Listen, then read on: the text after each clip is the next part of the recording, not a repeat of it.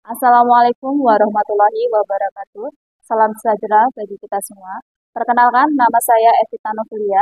Saya merupakan dosen program studi perbankan syariah Fakultas Agama Islam Universitas Nahdlatul Ulama Blitar. Dalam kesempatan kali ini, saya akan memaparkan mata kuliah yang saya ampu, yaitu mata kuliah Manajemen Sumber Daya Manusia.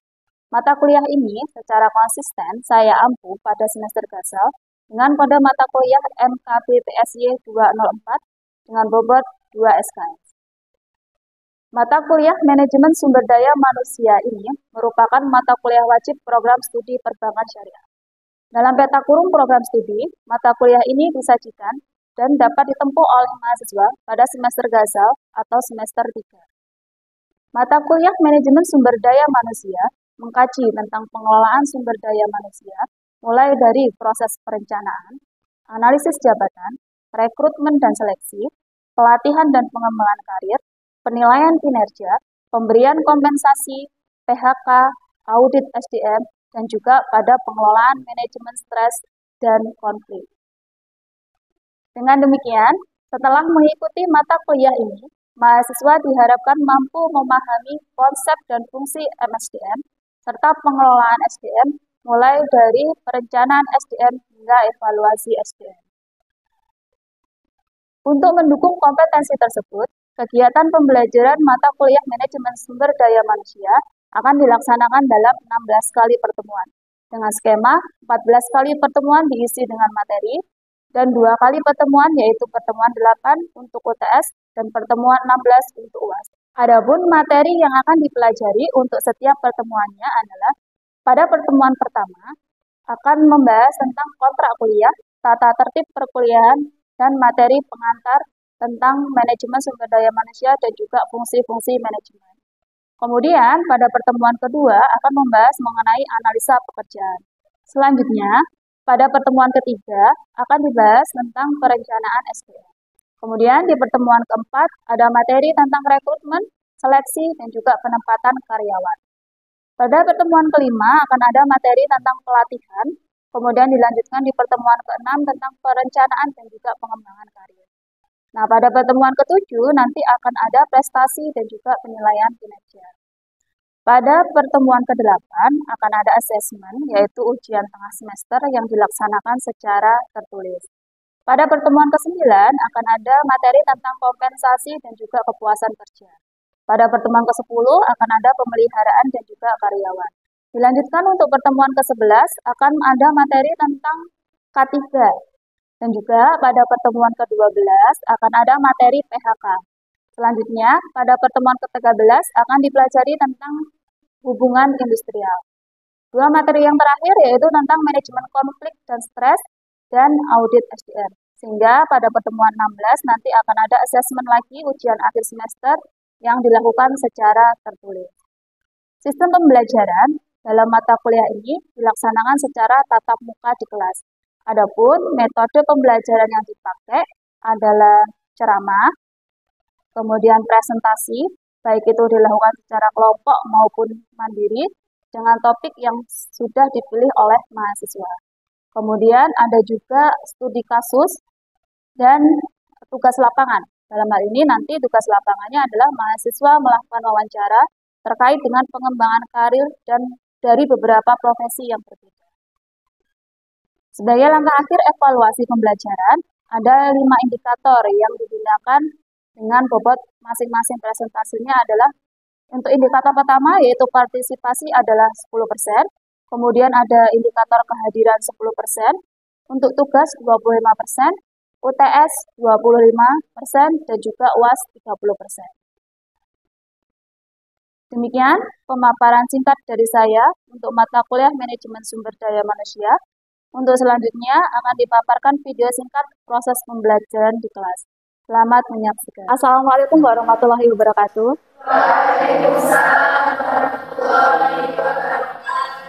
Selamat pagi semuanya. Bagaimana kabarnya hari ini? Alhamdulillah. Jadi materi kita pada hari ini itu adalah tentang analisa pekerjaan. Jadi sebelum masuk ke situ masih ingat nggak kemarin kita belajar tentang apa? manajemen, fungsi manajemen, dan tujuan manajemen. Dari fungsinya, dari tujuannya, kemudian nanti kita bisa melakukan tentang analisa pekerjaan. Kemudian, apa sih analisa pekerjaan? Coba, ada yang bisa jawab tentang apa sih analisa pekerjaan itu?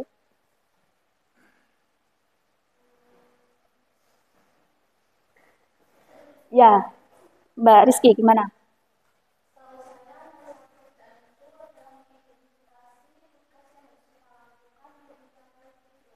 Oke, proses identifikasi untuk mencapai tujuan. Coba pendapat yang lain? Siapa?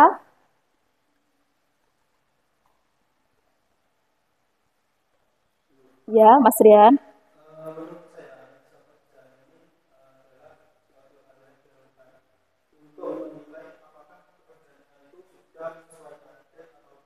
Oke, jadi ada proses penilaian yang ada di sini. Jadi analisa pekerjaan itu adalah pekerjaan yang akan kita lakukan dalam proses sebelum kita melakukan proses rekrutmen dan juga seleksi. Nah, ini adalah sistematis yang digunakan untuk mengidentifikasi, tadi sudah jelaskan tugas, juga nanti bisa digunakan untuk evaluasinya.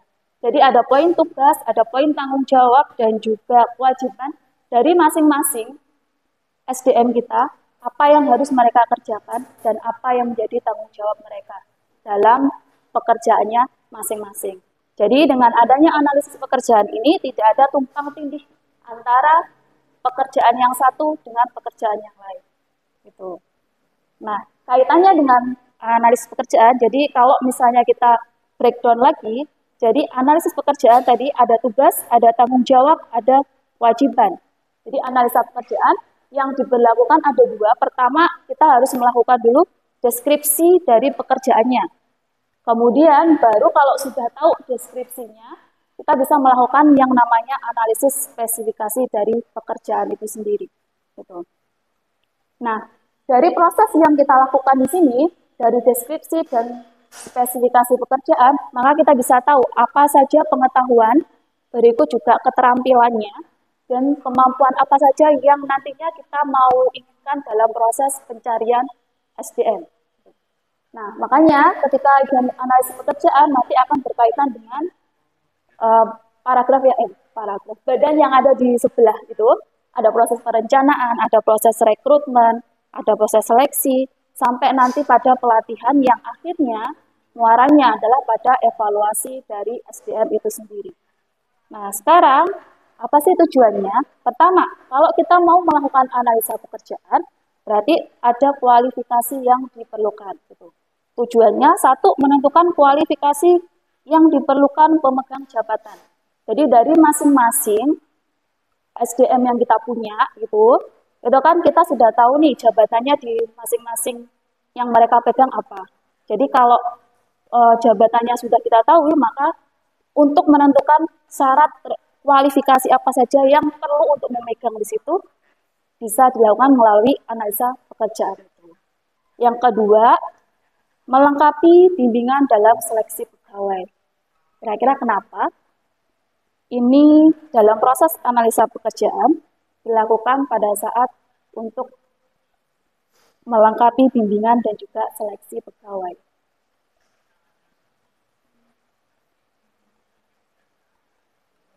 Ya, Mbak Ayunda.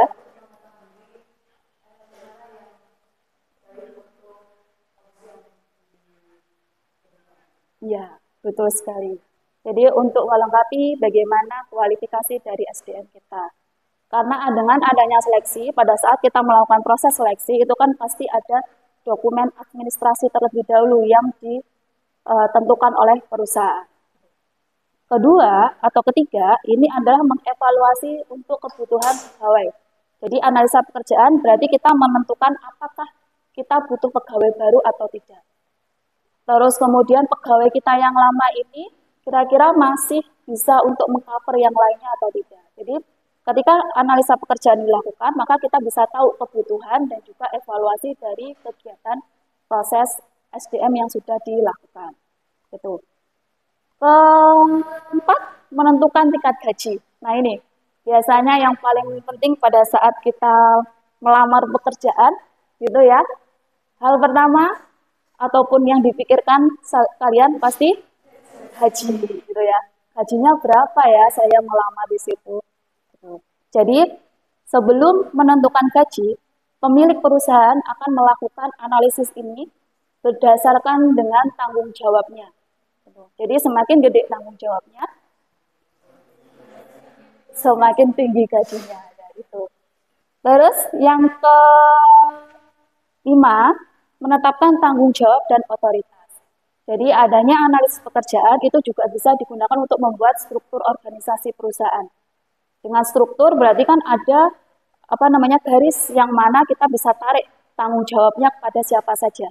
Jadi tahu kalau misalnya mau melaporkan itu kepada siapa. Nggak bingung gitu ya.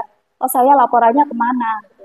Apalagi kalau misalnya kita orang baru di situ, terus belum tahu medannya yang ada di lapangan, istilahnya kayak gitu, kan akan mengalami kesulitan kalau misalnya dalam proses analisa pekerjaan ini tidak jelas dalam artian spesifikasi dan tanggung jawab yang dilakukan apa saja.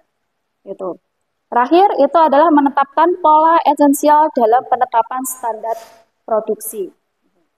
Jadi kalau spesifikasinya sudah jelas, ada prosedur dan juga sistematika mungkin yang nanti bisa ditetapkan kalau misalnya perusahaan itu bergeraknya di bidang produksi. Lantas, apa saja yang dilakukan dalam proses analisa pekerjaan? 1. Job description, job specification, dan job evaluasi. Ada yang tahu dari sini makna dari job description, job specification, dan juga job evaluation.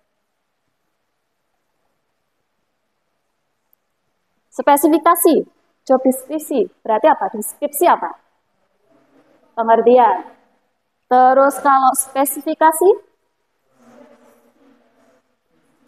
rincian, gitu. Evaluasi, penilaian. Jadi analisa pekerjaan itu tergantung dari 3 ini. Pertama berarti kita membuat dulu deskripsi apa saja yang digunakan atau yang diperlukan untuk proses perekrutan SDM. Kemudian spesifikasinya, gitu. Misalnya kita ibaratkan semua punya handphone, mereknya sama? Tidak. Apa alasan kalian menentukan, oh saya mau beli merek yang ini? Speknya, budgetnya, terus selera, terus ada kegunaannya juga. Nah, dalam proses analisa pekerjaan juga sama yang dilakukan. Jadi kalau kalian menentukan mau membeli handphone dengan itu kan sudah disediakan oleh yang membuat handphonenya, gitu. Nah, yang membuat handphone itu juga sama. Mereka memikirkan kebutuhan dari para konsumen dan juga kebutuhan akan pasarnya. Gitu. Jadinya ketiga analisis ini nanti akan dilakukan dalam proses analisa pekerjaan. Kita bahas satu-satu tentang job description, job specification, dan juga evaluasi.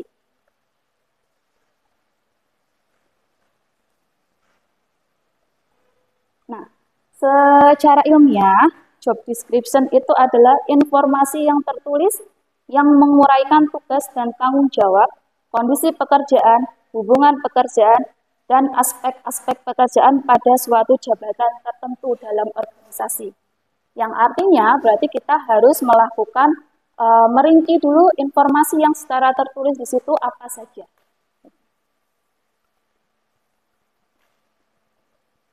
Prosesnya, pertama adalah identifikasi jabatan. Pasti satu, jabatannya apa saja yang ada di dalam perusahaan kita. Gitu. Kalau sudah tahu, berarti tinggal menentukan, oh ada berapakah SDM yang kita punya dalam proses kita membangun perusahaan. Terus kemudian ringkasan jabatannya. Jadi kalau sudah dirinci, identifikasi jabatan, baru kemudian kita ringkas. Ada mungkin dibagi menjadi manajemen bagian pemasaran itu apa saja. Yang dikelola oleh SDM itu apa saja. Nah, itu masuk ke dalam ringkasan jabatan. Kemudian tanggung jawabnya dari masing-masing. Terus kalau misalnya ada kesediaan alat dan bahan, maka itu masuk juga. Alat dan bahan ini digunakannya bagaimana caranya. Gitu. Kan setiap orang mungkin akan mengalami kesulitan kalau misalnya tidak tahu menggunakan alat itu. Forklift Ada yang tahu cara menggunakannya? Forklift itu alat yang digunakan untuk mindahin barang yang berat. Nah, itu kan, nggak semua orang kan bisa mengoperasikan forklift, gitu kan. Makanya ada petunjuk prosedur yang digunakan, bagaimana cara mengoperasikan forklift, kemudian orang yang mengoperasikan forklift juga harus punya kemampuan itu. Itu tadi yang dinamakan dengan selain job description, ada job spesifikasi tadi itu. Terus hubungan dengan jabatan, ada pengawasan, kondisi lingkungan kerja. Nah, kondisi lingkungan kerja akan mempengaruhi juga pada saat kita melakukan analisis job description ini. Lingkungannya ternyata sepi, maka apa saja kira-kira yang bisa ditetapkan pada lingkungan itu. Maksudnya SDM bidang apa saja yang di situ. Kalau misalnya perusahaan kita ada beberapa cabang. Kalau yang di kota besar berarti apa saja yang kiranya bisa dijangkau di situ. Jadi masuknya ada di situ. Yang terakhir penjelasan dan juga komentar tambahan. Jadi mungkin dari analisis job ini biasanya kita buat satu lembar itu di halaman terakhirnya komentarnya apa saja. Gitu. Terus kemudian kalau job description menurut kalian apa saja langkah-langkah yang harus dilakukan? Job description. Selain dari ini, mungkin ada yang perlu menambahkan. Atau mungkin dari proses job description ini kita masuk ke proses job spesifikasinya. Kalau kita mau membuat spesifikasi dari produk, ataupun kita bicaranya dalam hal ini adalah SDM-nya, apa saja hal pertama yang akan kalian lakukan saat ini menentukan spesifikasi dari karyawan yang akan kalian rekrut?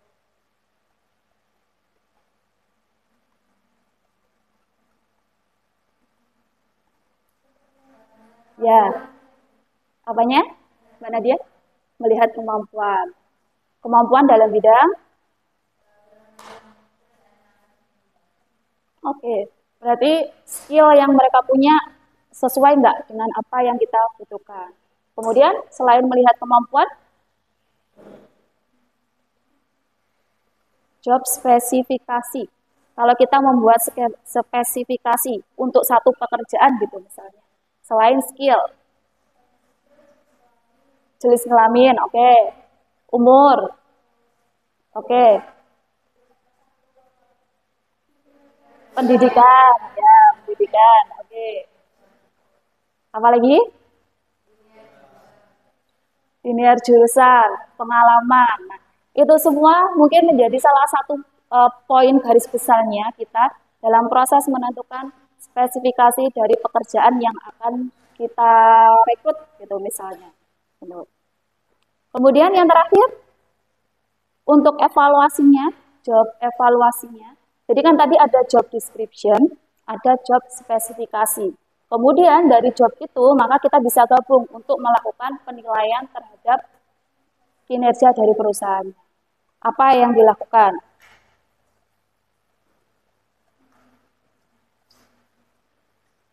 Kalau kita mau melakukan evaluasi, tadi kan kita sudah punya job description, job spesifikasi. Jadi kan deskripsi dari masing-masing pekerjaan, terus kualifikasi yang dibutuhkan di pekerjaan itu. Nah, proses evaluasinya dari masing-masing itu, menurut teman-teman semuanya ini, apa hal yang harus dilakukan pertama kali ketika ada dua itu?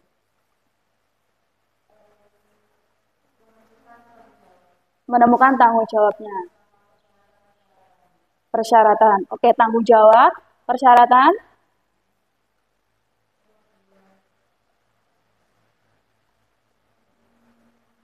Ayo, apa lagi?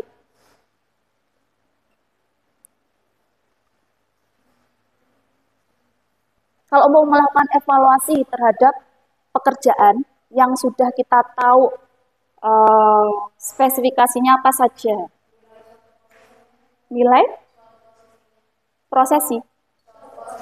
Oh, nilai suatu posisinya. Oke, bisa nilai pada posisi tersebut. Apakah memang sudah dikerjakan dengan sesuai dengan petunjuk rule-nya atau tidak. Oke. Ada yang ditanyakan sampai sini?